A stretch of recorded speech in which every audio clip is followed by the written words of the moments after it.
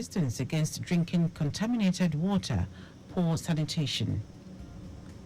President Tinubu orders sanction of civil servants drawing salaries from government after relocating abroad. On the foreign scene, at least 1,301 people died during Hajj. And in sport, Nigeria's Esebrume clinches fourth African title. Now the details. I am Dele Agadumo. As part of the measures to contain the rising cases of communicable cholera disease in the state, the Lagos State government has warned the public against drinking contaminated or untreated water in their neighborhood while ensuring that foods are prepared with proper hygiene. General Manager, Lagos State Environmental Protection Agency LASEPA, Dele Agadumo, gave the warning while updating Lagosians on the efforts made by the agency to contain a further spread of the disease. Ajayi said a team of experts from the LASEPA's ISO's certified laboratory have been working with other relevant government agencies like the Ministry of Health, Environment, Public Health Emergency Operations Center, NGOs and other bodies to bring the situation to normal. He said the result of the laboratory analysis for the sampled waters in some areas visited by LASEPA laboratory team, including Ojiolowo, Moshi, Koshofe and Lagos Island local government areas, indicated that most water in those areas are contaminated as they contain substances that made them not safe to drink. According to him, the 4 borehole water sampled in the areas have low pH, high nitrates and cadmium, rendering their water unsafe for human health. He stated further that 2 of the tested borehole water had high salinity, while 1 of them was considered unsafe due to high presence of microbial count and coliforms. Ajayi warned those patronizing water cart pushers supplying water in jerrycans to households to desist, noting that few of those jerrycans brought to the laboratory for tests indicated that some of those kegs have not been washed in recent times, thus rendering them not safe enough to fetch drinking water. The Lagos State government has reiterated that the present administration remains resolute in the quest to make Lagos and the metropolis flood-free. Commissioner for the Environment and Water Resources, Tokunbo Wahab, stated this after an extensive inspection tour to various contravention sites, stressing that the government would continue to enforce the law while reclaiming drainage setbacks. Wahab said the inspection team led by him was out for the normal routine to ascertain the state of some drainage channels, with the hindsight that most flooding issues are majorly caused by negative human activity. The commissioner, who was accompanied by the Permanent Secretary, Office of Environmental Services, Omobolaji Gaji, and the Permanent Secretary, Office of Drainage Services, Mahmoud Adebite, visited Ladilola Street in Ikosiketu, where some criminally minded individuals had cut the supporting iron under the culvert, which caused the collapse of the channel. Wahab added that the State Public Works Office will cordon the road off and repairs will commence immediately. Lagos State Fire and Rescue Service has put out the flame that engulfed Christ Embassy Church Auditorium on Billings Way, Ikeja.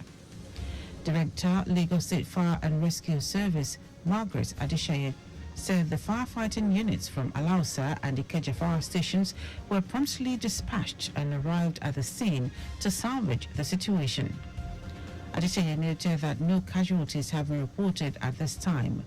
In addition, Lasema's excavator is being used to pull down some parts of the building to ensure complete extinguishment and to prevent further structural collapse. The cause of the fire has not yet been determined, and investigations are underway to ascertain its origin. The Nigerian Air Force says its operatives destroyed 13 illegal refining sites and 7 Cotonou-based Cotonou boats during an operation in Rivers State. The service says J5 buses attempting to siphon suspected crude oil products from surface tanks were dispersed. Director of Public Relations and Information, Nigerian Air Force, Edward Gabwet, said some of the illegal sites were discovered near Imo River on 18th of June 2024 with 7 overhead tanks which were subsequently destroyed while several suspected bunkers were seen fleeing. In a separate operation conducted in Wilcott in River State, Gabwet said an illegal site canoe filled with crude oil and gunboats were destroyed. Gabwet said improved intelligence and enhanced air-to-ground were responsible for the feats recorded against all thieves. Now to the rest of the stories. President Bola Tinubu has directed that all civil servants drawing salaries from the government after relocating abroad should be made to refund the money.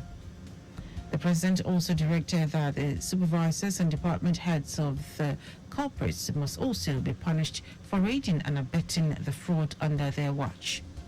Tinubu gave the directive at the award night organized by the Office of the Head of the Civil Service of the Federation to commemorate the 2024 Civil Service Week.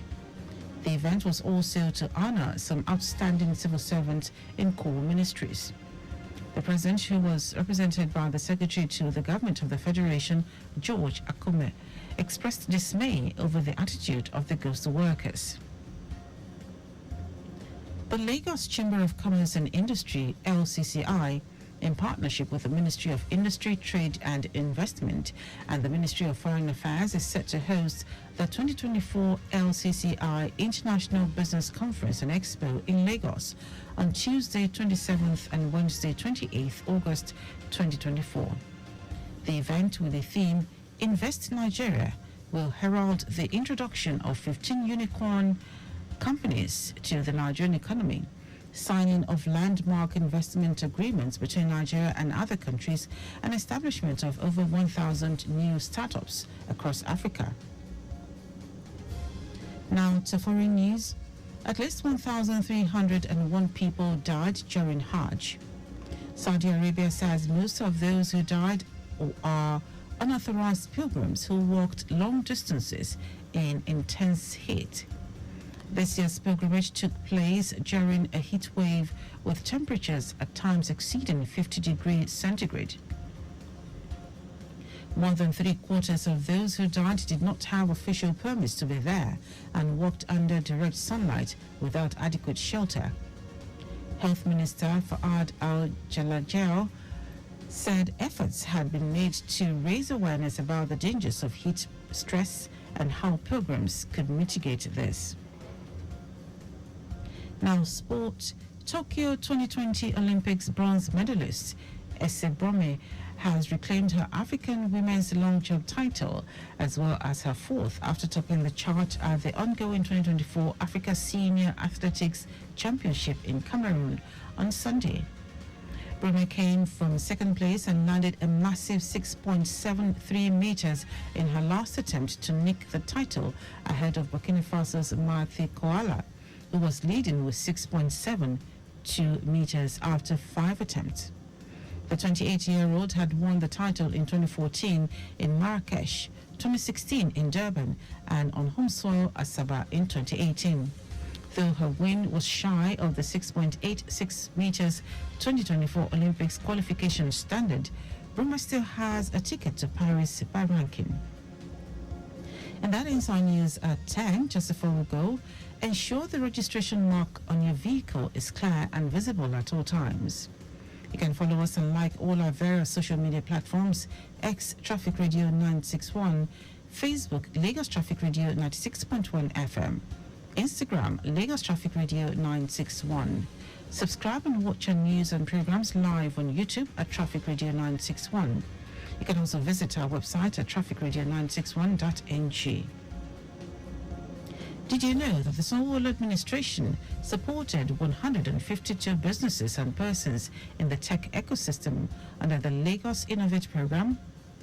You can get more details on the Lagos State Government website.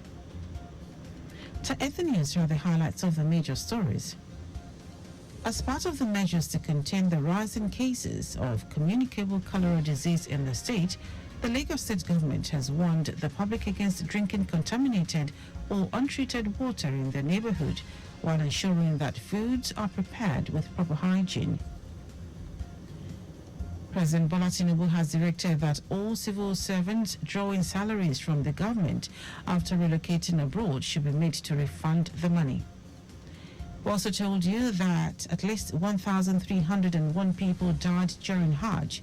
Saudi Arabia stated that most of those who died are unauthorized pilgrims who walked long distances in intense heat.